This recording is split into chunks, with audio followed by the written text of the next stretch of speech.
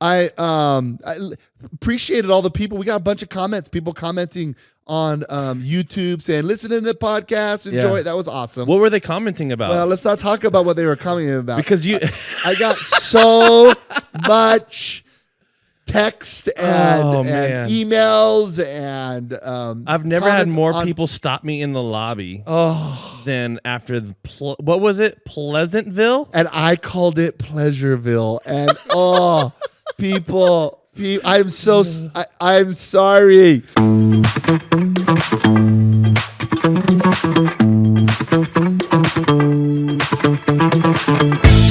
Hey everyone, welcome to the LifenGeer podcast where truth leads to joy and adventure. I'm your host, Justin, and I am here with Mr. Kevin Geer. Hello to October. Can you believe it's already October? You know, I can't. It's frustrating. So fast. I can't believe winter is coming and snow is falling. Oh, I'm excited about it. I love fall, though. I just wish it wasn't here right now. I wanted more summer, but... Well, that's because we're coming out of the second longest winter in Montana that we've ever had. Did you know that? I did not know. I felt that, though. I did. Last winter, for all you Montanans listening, last winter was the second longest recorded winter from when snow fell to when snow melted in the history of when they were keeping weather. Yeah, I remember in October it started snowing last year. That means we're like if we follow the same pattern, we're 3 weeks away from snow. Oh my goodness, dude. Though I might be in snow today, at the day of the recording of this podcast, because I'm going on a Jeep adventure for the next 2 days. Wow. And we're going over 8,000 feet. Wow. And I think the snow level is right between 8 and 10 right now. So yeah. I am not excited about that. Excited. Go ahead. No, you go ahead.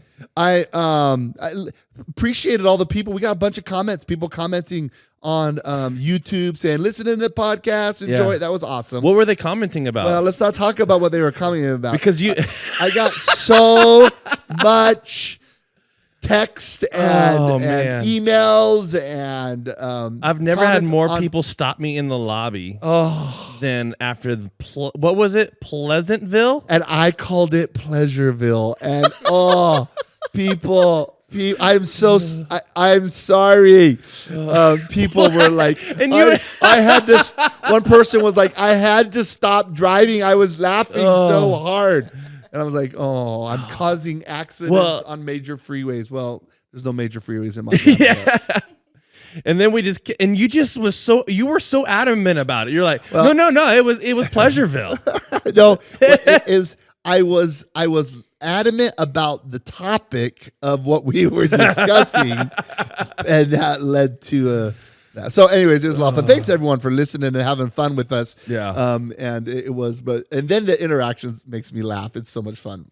Yeah. Hey, speaking of the podcast, so be sure to subscribe to the podcast so you get those notifications. You don't want to miss out on that. Doing these things, if you like and share the podcast, it helps us get the word out about the LifenGeer podcast. And really, more than anything else, we want to help other people live life with joy and adventure. So the more you share it, the more other people get to enjoy it and be a part of it, and they can talk about Pleasureville. No, they can talk about living life with joy and adventure. In fact, last night in one of the messages I shared, I told people, we were talking about being determined to be a follower of Jesus, and I said, when you are determined to follow, here it is, you will smile more often. Joy in the heart will produce a smile on the face many times. Yeah, not all the time. Yeah.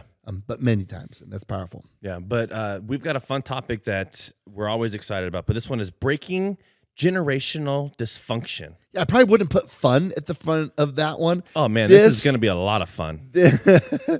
How about this is adventure right here? There we go. This is the adventure. This is and we'll find joy. This is adventure with a capital A of living a better life, but it's hard. And today's topic.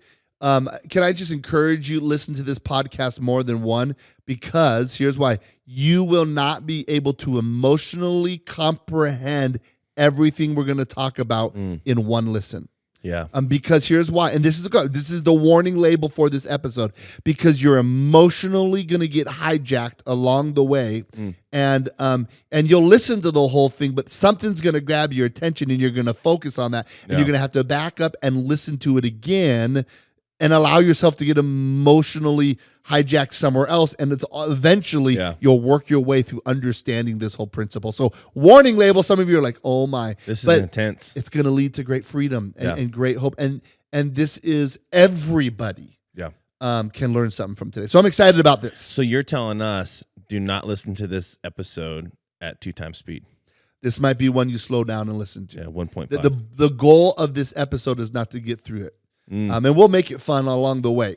Well, because most of our episodes, we just want you to get through it real quick. We just want you to get through it and say, "Oh, we listen." No, not at all. But there's just we're gonna stir some untapped rooms in people's hearts. They don't want to open the door. I like that verbiage. And but if you don't open the door, it's hijacking your life. Okay. And we want to lead you to freedom, to the whole life Jesus has for you. So let's just get into it, Kevin. Yeah, let's go. I actually am excited about this, and I'm excited about the freedom that is going to come with it. So there it is. breaking generational dysfunction.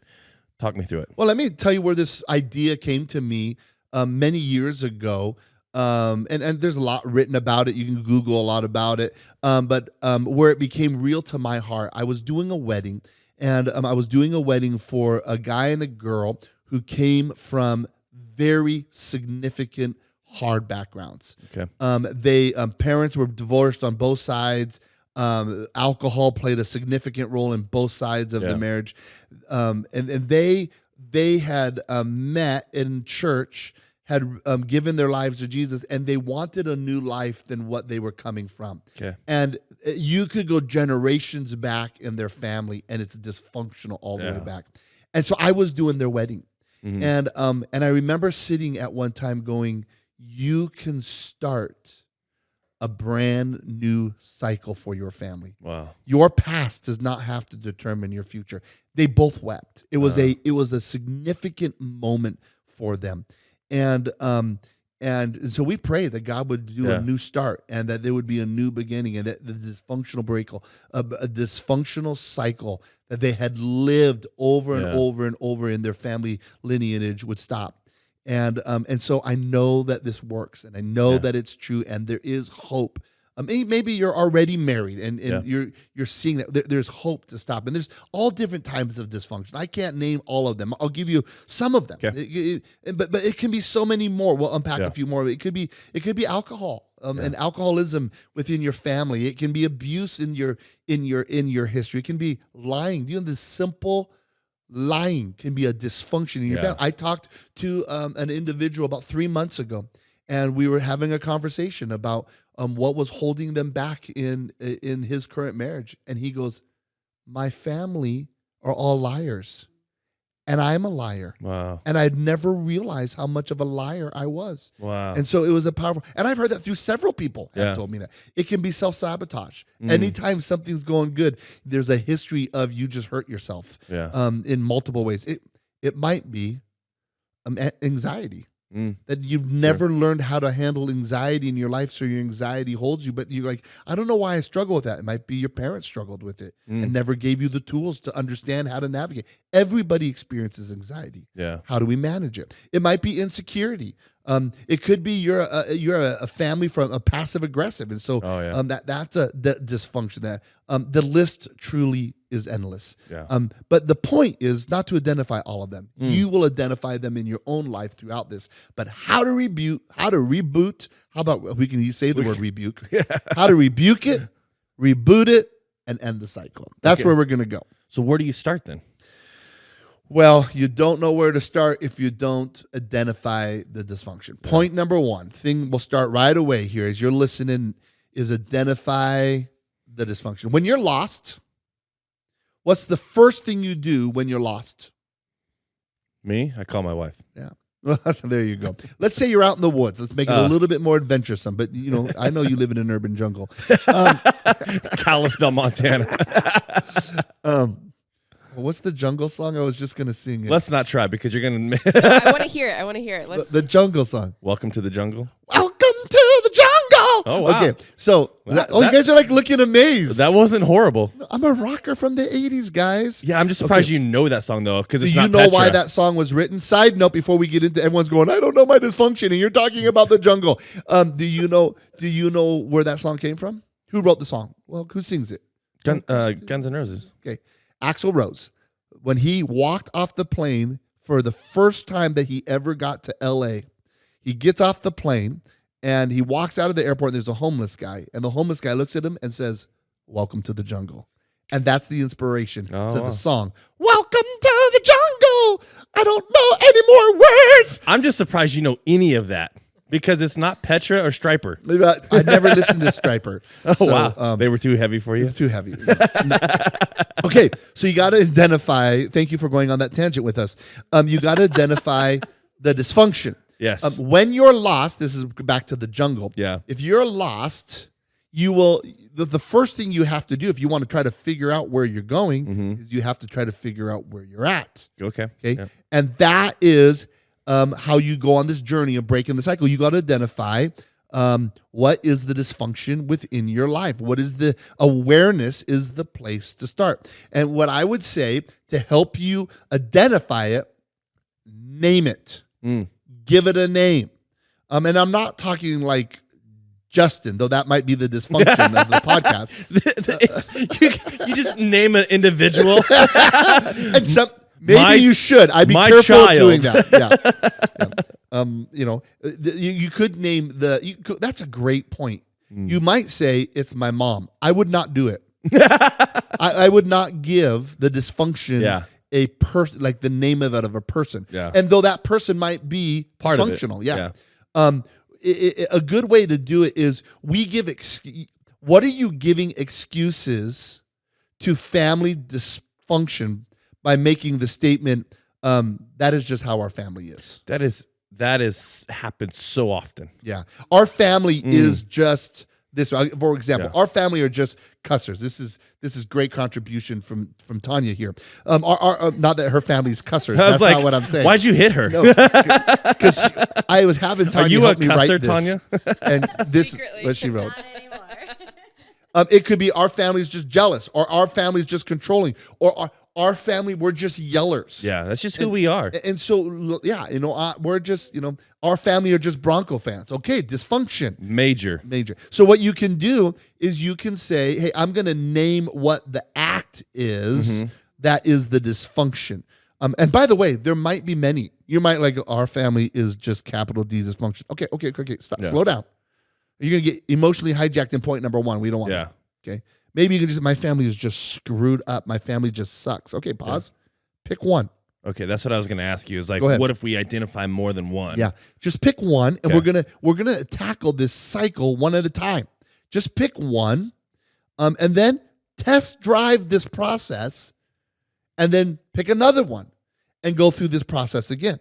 Okay, so there's 9 things I'm going to say. There's what I mean by process. There's 9 steps in a sense we're going to go through. So identify one and go, okay, I'm gonna work on that one. Yeah. And when I can see that we're breaking that in our family, I'm going to pick maybe another one and go through this process. It's a lifelong journey. As you've done this, because I know you've done this with people before. I've done it in my own life. Right.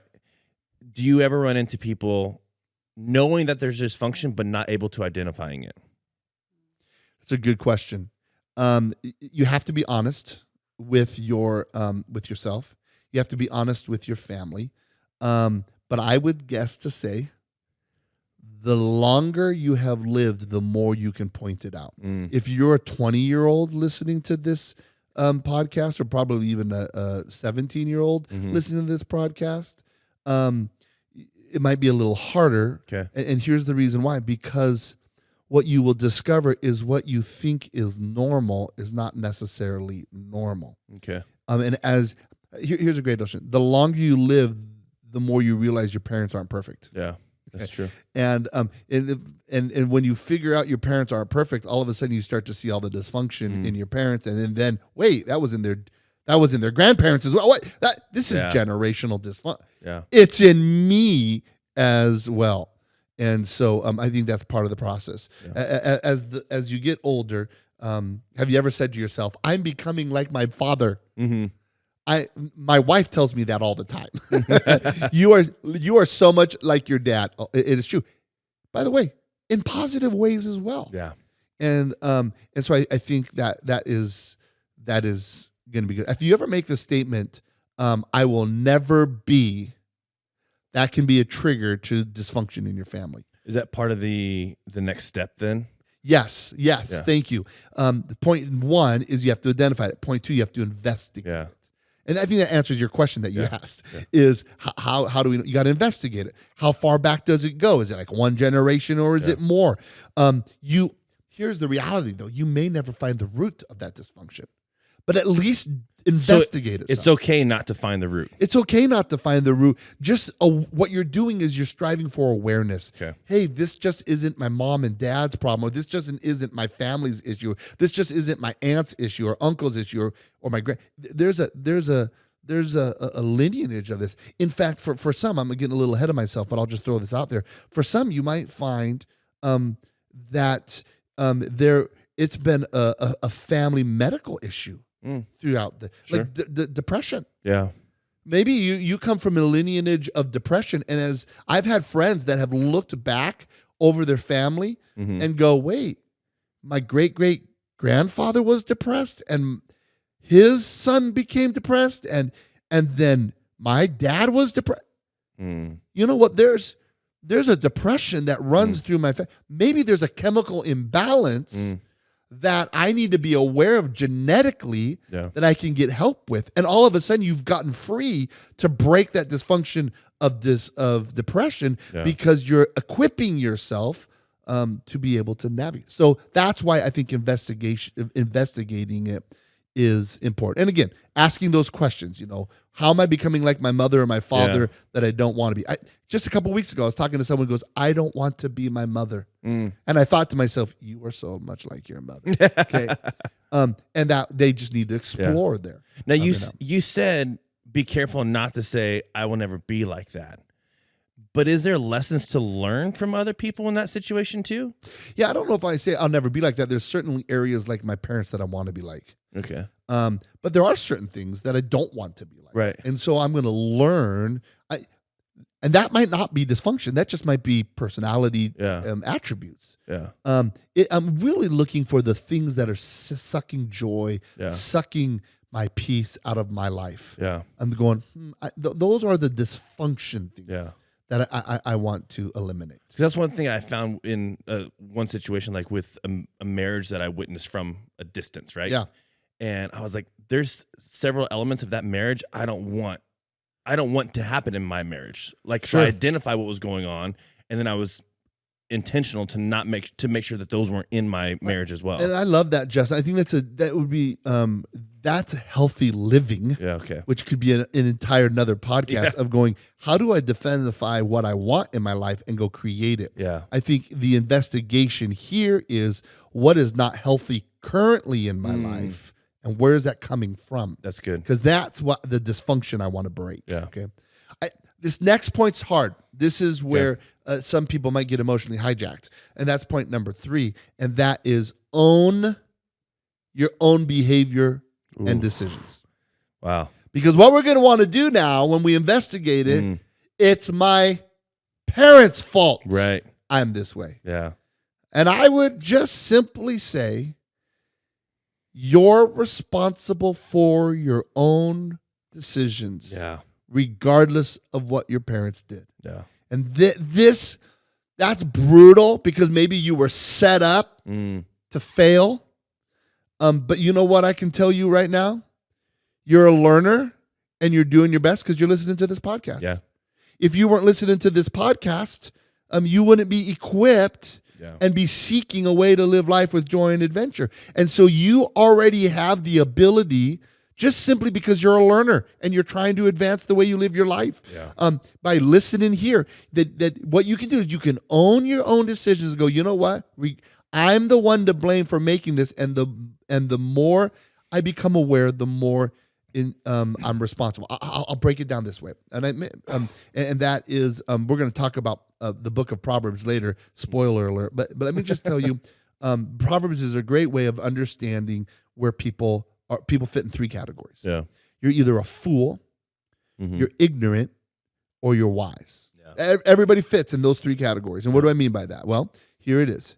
When you know truth, and right now you're listening to this, you're getting, whoa, I got dysfunction in my life. Okay. If you become aware of it and it doesn't change the way you live, you're a fool. Yeah. Okay. If you become aware of truth and you change the way you live based on that truth, you are considered wise. Yeah. This is how Proverbs would define these. Mm-hmm. There's the third category, and the third category is ignorant. Maybe you're sitting here and you're going, oh, I never knew I could look at that as a dysfunctional cycle in my family, because you investigate it and then you become aware. No longer are you ignorant of it. Yeah. And when you become aware of it, now you become responsible for it. Yeah. And that's why I have to say, own your own decisions. Yeah. You're responsible for your choices, but you're no longer ignorant of it. Maybe you made poor choices out of ignorance. Sure. Now you have a chance to be wise. Yeah. This is the adventure. Yeah. This is honestly where you will find joy. Joy comes from being aware and making healthy decisions. Yeah. So that's what I mean by owning your own decisions. Yeah. Then it becomes understandable. It becomes less justifiable because now you know what you can do. Yeah. One of the dysfunction things we do is when you keep blaming others for your behavior. Yeah. That's so natural. It is. I find myself doing that all the time, and I wrestle with it in my head. And it's all my wrestle is always first. It's someone else's fault.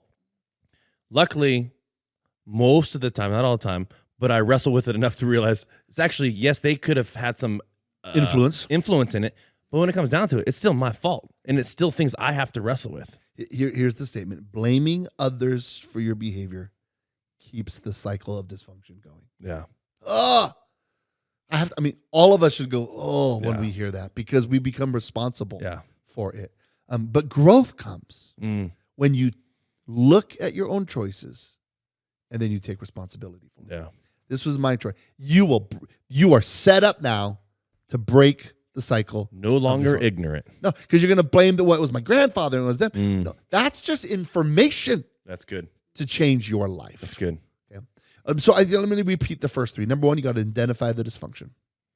Number two, you got to investigate it. By the way, here's a lesson tip for listening to this podcast.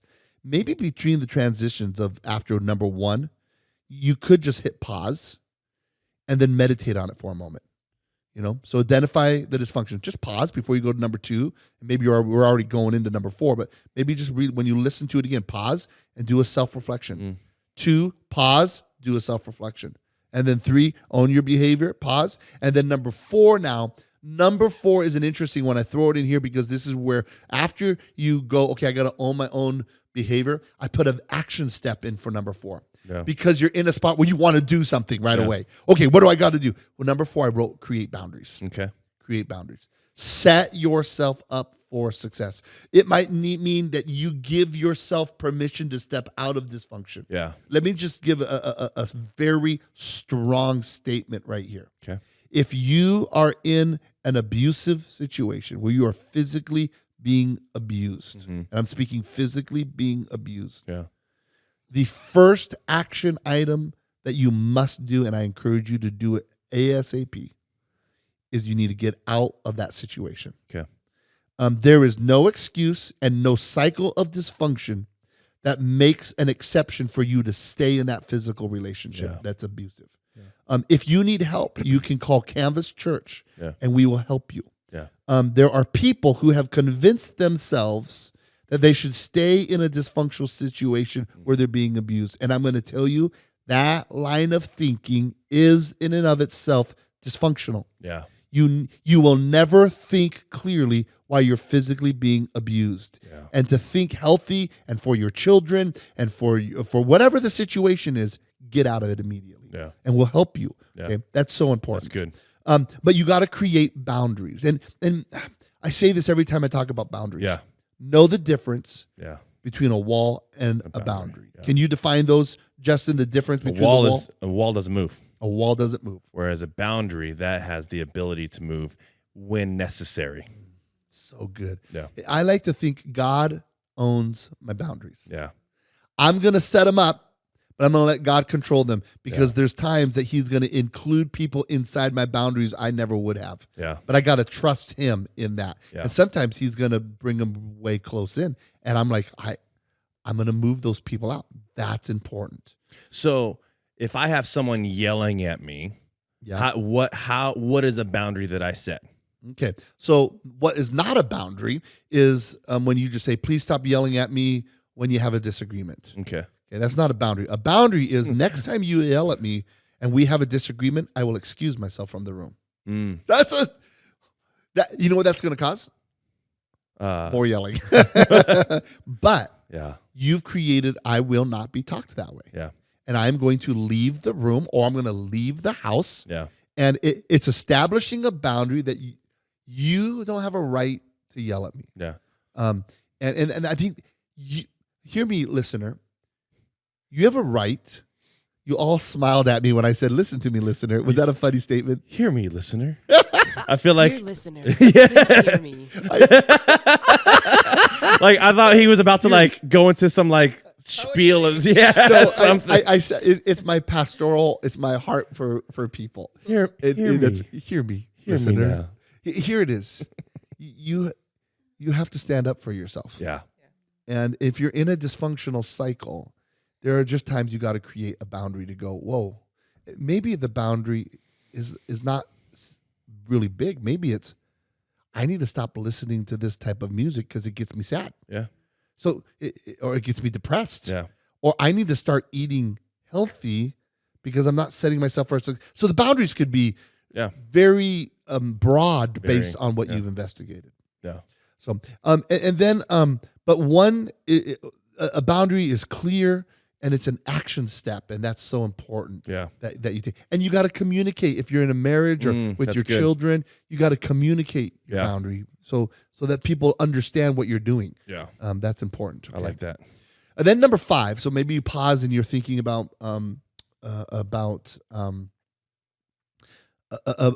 what your boundary would be. Mm-hmm. I'm laughing at myself right now. Side note, I'm so ADD.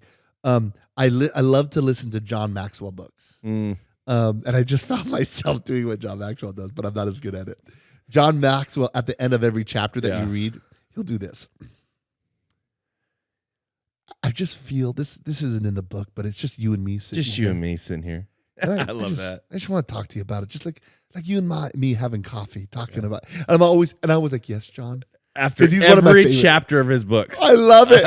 And sometimes I feel like it's just me and John right there. So I sort of had that feel when I said, listener, just you and me here in the car. Okay. So that was creepy. Number 5. Let's get to that. Number 5. Pleasureville. No. Random accidents are happening right now. Number 5. This is just a medicine I can give you in this process. And that is this. Read the book of Proverbs. So good. It's a book of great wisdom. Now, here's why I say that. A great medicine. I just had a ear infection. One of the worst ear infections I've ever had. I mean, I felt like my teeth were falling out. It hurt so bad. Wow. And I went on amoxicillin, and my doctor said, take the full prescription. Okay. Yeah.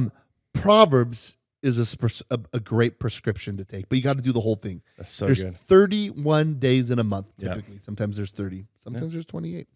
February. But sometimes there's 29. Oh, that is true. Oh, well, that's smart. Read a chapter a day. Yeah. So on the first of the month, read Proverbs 1. On the second of the month, read Proverbs 2. Here's why. There's great wisdom and understanding on how to live. And you learn the difference that you were talking about earlier about being wise, being foolish, and being so good, ignorant. It is. And then you're setting yourself up for example. Now, here's what's interesting about Proverbs, though. And this is what you must understand.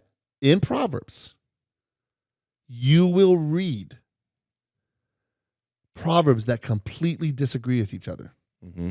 And you're like one of the Proverbs says this. Yeah. They said, speak to a fool. Yeah. Blah, blah, blah, blah, blah. And then the other one says, don't speak to the fool. Right. And then you're like, what do I do? Right. The thing you have to understand about Proverbs and the way to interpret them correctly is Proverbs is wisdom, and it is based on the situation you're in. Proverbs are situational often. And you have to discern what is the appropriate wisdom for that moment. But it's going to give you a resource that's going to help you. I went 3 years, and I got this idea from one of your mentors. I think it was Les Welk. And I went 3 years in a row where I read the book of Proverbs every month. Yeah, Troy Jones. Yeah. Troy Jones was the one who does that, and he still does that today. Yeah. And he follows that point. Yeah. It's brilliant.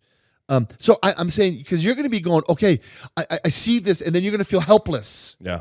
Okay, so you set a boundary, read Proverbs, and then number 6, I think, is so, it's part of the adventure. Yeah. Some might call it creepy. Observe healthy people. Observe. What did I say? Observe.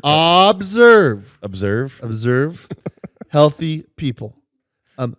Watch, creep on healthy. don't say that. Invite yourself over to. Creep on healthy families.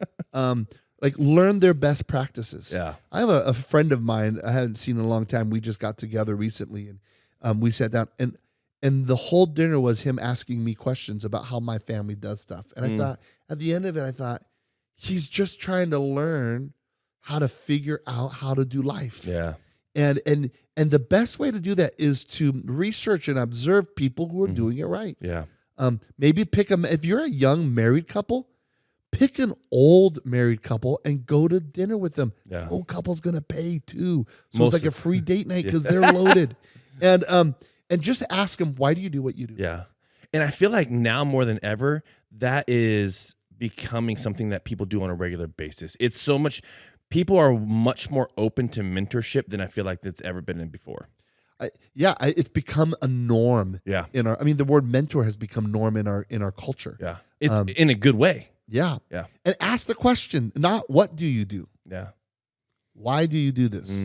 That's where you're going to get to a healthier root of what's going on. Not how do you do this, but why do you do this? Not what do you do, but why do you do it? Yeah. So there it is. Observe healthy people. Then what you're going to do, after you're observing and you're looking and you're watching, and you're seeing their patterns of people who you think are healthy, who you think are living a good life, that you're like, they figured it out. Doesn't mean they're non-dysfunctional. Sure. Everybody has an area of dysfunction. Sure. But you're going, they figured out a little bit more to the rhythm of life than I have in this area. Then number 7, healthy living is learned by experimenting. Yeah. This is where most people quit. Yeah. Here it is. Number 7 is this. You have to practice the new behavior you're trying to implement. Where did that new behavior come from? Well, it came from reading Proverbs, and it came from observing healthy families. And now you're going to have to practice this. Number 7 is learning to ride the bike. When my dad taught me to ride the bike, he took me to the top of the hill, put me on the bike. Yes, I love where this is going. No, I did not. And he pushed me down the hill and said, "Go, son, balance." Now, is that true? That's true. It's a honest, top of the hill, honest truth. Are there any hills in Glendive? That's what I was going to ask. There's no hills in Glendive. It was a hill in our yard, and it was probably their driveway that had like a 1 degree of slope. It was we would sled down this hill, but in my mind, Only it was when there was probably ice. 50 feet down. Oh wow! Okay, but when I went back a couple summers ago and looked, it was like 8 feet down. Okay. But I don't care. When you're on he pushed me down the he hill. pushed me down and said, "Ride, son." You need to get out of that abusive I have relationship. identified this as dysfunctional. This is not how I taught my children how to ride the bike. So my dad, it was an orange bike. Orange is my favorite color. My dad got me an orange bike. He put me on the hill and pushed me. What happened? You fell over. Oh, I rode for about 3 seconds and then crashed. Yeah. My dad picked me up, laughing. Yeah. I'm not bitter about this, father. Took me to the top of the hill and go, "Let's do it again." Well, I didn't want to do it again. You know why? Because it hurt when I crashed. yeah. You're never going to learn to ride a bike if you don't go down the hill. There I go, down the hill. About 5 times, I went down and crashed and crashed and crashed. Now, this is an extreme, but the reason I'm going to the extreme, this is exactly how point number 7 is going to feel. That's good. Because you're going to fail. Yeah. Why? Because you're dysfunctional. Yeah. You're trying to break the dysfunction. Yeah. And it's going to be hard. So you have to practice and practice and practice. You're going to have to readjust boundaries at certain times. And then you're going to have to practice living that way with a new set of boundaries and practice. And then you're going to reestablish boundaries again. And now there's new people in your life that weren't in there before because they were dysfunctional. Now you have to learn to deal with their dysfunction without you being hijacked by your own emotions to deal with their dysfunction. Do you see what I'm saying here? And it's practice, practice, practice. And so it's okay to fail is what you're saying. It's okay to fail. And know it. But see, there you just said it, Justin. Brilliant. Before you would fail and not know it was dysfunction. Yeah. Now you're failing, going, that was dysfunctional. Yeah. You've already begun. I just got chills. That's good. I just get so excited for people Yeah. who are living in a cycle of dysfunction that they don't have to live in. Yeah. And now they're going to identify it. And you're going to fail. You're going to trip and fall. But you're going to realize why you tripped and failed. It's invigorating when that happens. Even when you fail, I've experienced this in my own life. Even when I fail and I realize that I failed, I actually get excited because I learned something from it, and it allows me to grow. So good. Here's a weight I want to throw in if we're not weighty enough. You might spend the rest of your life tripping and falling doing this. Yeah. But you will gift your children the freedom and the power not to live the dysfunction that you're living. Yeah. That's breaking family to cycle. Yeah. Someone is going to have to pay the cost to start the dysfunction. To stop, I should say, the dysfunction. Not to start it. We're not starting dysfunction. Someone is going to have to pay the cost to stop the dysfunction. Yeah. And it's often the person who realizes it. Yeah. Then they're going to that's not a true statement. Who realizes it and says, this must stop. Then there is a personal sacrifice that is a gift you give to the generations to come.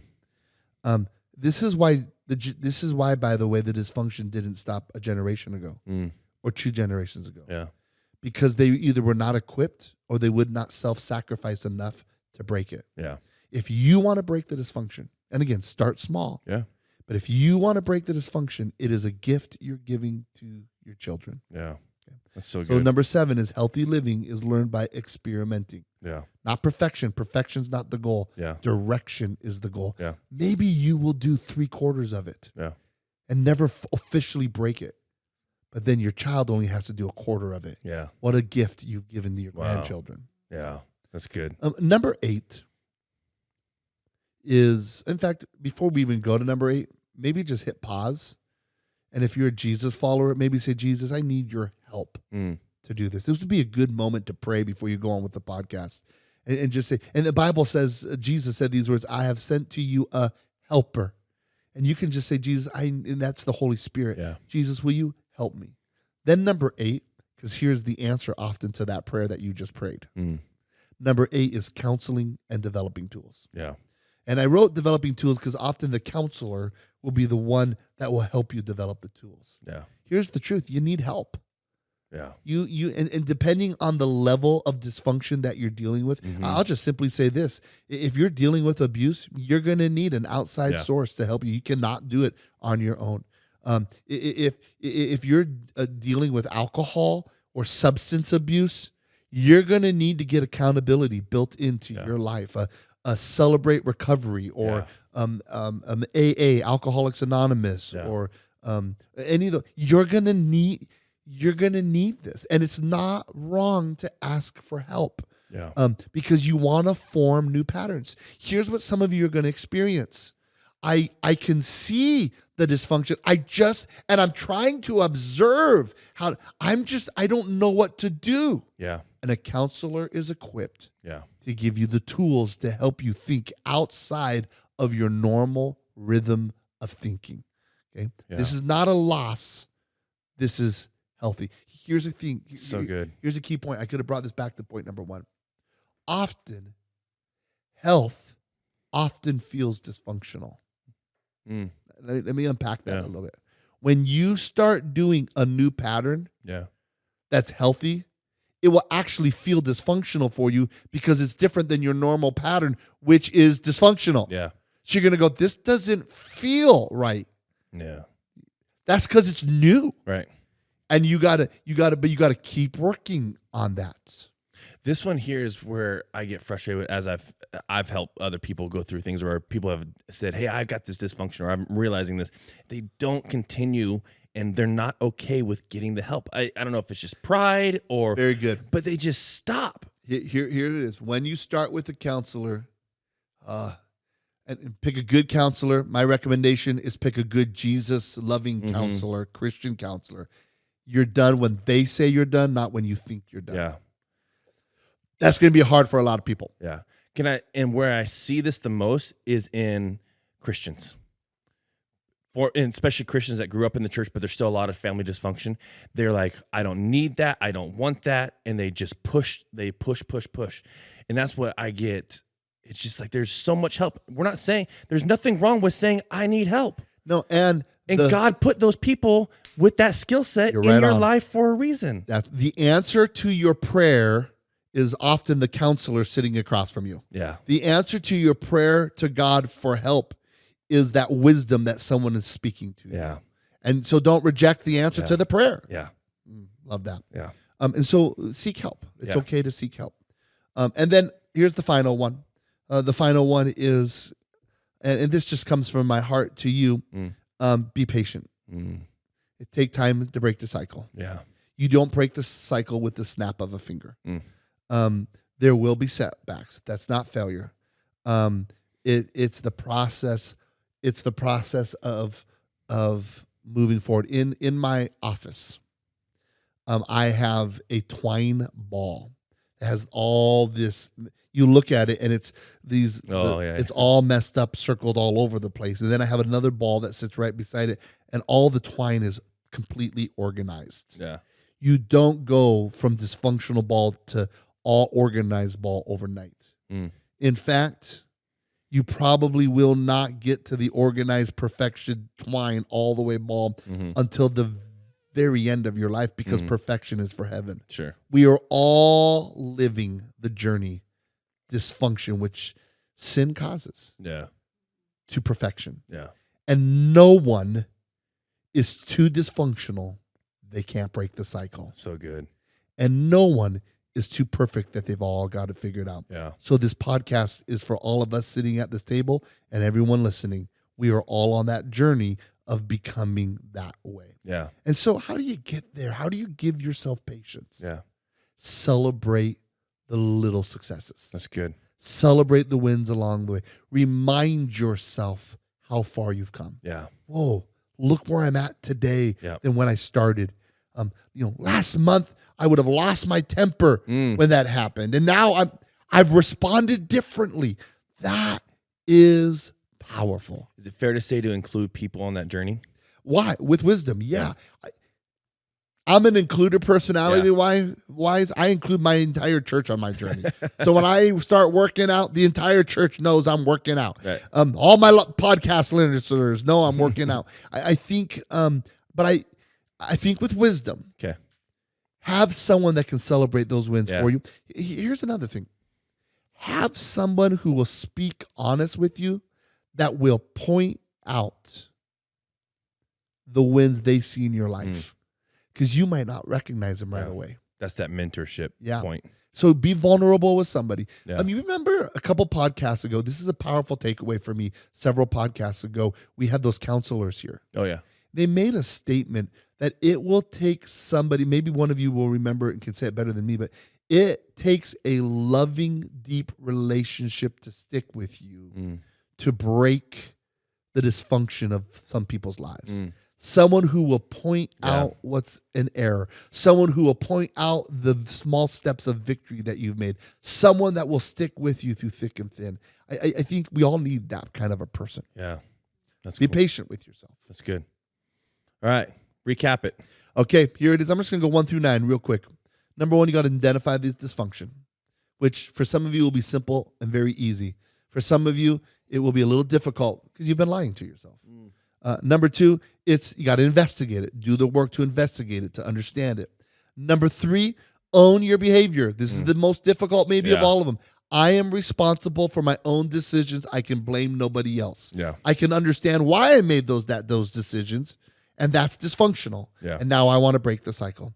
Number 4, be healthy in creating some boundaries of going that I have to remove myself from that so I can be healthy. Yeah. Number 5, deposit wisdom in your brain and in Yeah. your soul Yeah. and in your heart. Read Proverbs. Yep. 6, observe other healthy people and families and learn their best practices. That's good. It's not the what they do, it's the why do they do it. Mm. Number 7, healthy living is learned by experimenting. Practice, practice, practice. Number 8, you're going to need outside help, counseling, and developing tools to learn a new pattern of thinking. And number 9, be patient with yourself. It's a lifelong journey. Love it.